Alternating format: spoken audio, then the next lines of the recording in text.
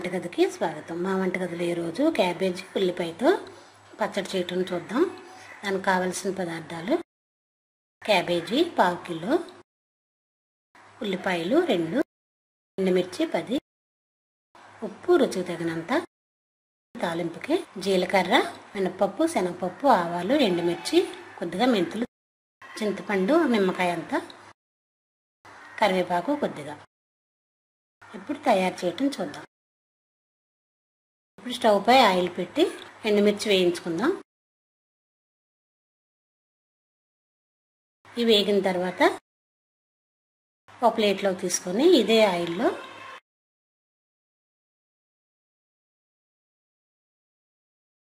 మనం సన్నగా కట్ చేసిన క్యాబేజీ వేసి వేయించుదాం.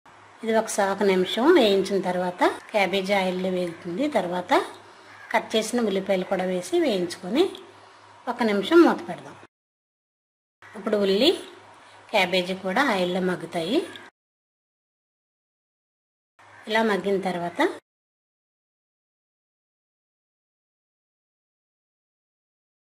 మళ్ళీ మూత పెట్టి స్టవ్ ఆఫ్ చేద్దాం. చల్లారిన తర్వాత పచ్చడి చేద్దాం. ఇప్పుడు మిక్సీ జార్ తీసుకొని వేయించిన ఎండుమిర్చి, కొద్దిగా చింతపండు, మనకి కావలసిన రుచికి సరిపడా ఉప్పు, వేయించుకున్న ఉల్లిపాయ ముక్కలు, క్యాబేజీ ముక్కలు వేసి మిక్సీ చేద్దాం. ఇప్పుడు ఇలా మిక్సీ అయిన చట్నీని ఒక బౌల్లో తీసుకుందాం. దీన్ని పోపు వేద్దాం.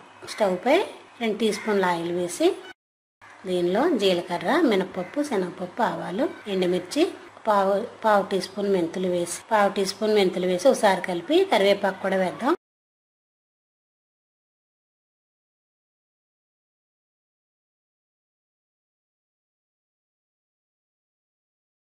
ఇది వేగిన తర్వాత మనం రెడీ చేసుకున్న క్యాబేజీ పచ్చడిని ఆయిల్లో వేసి పోపు వేద్దాం.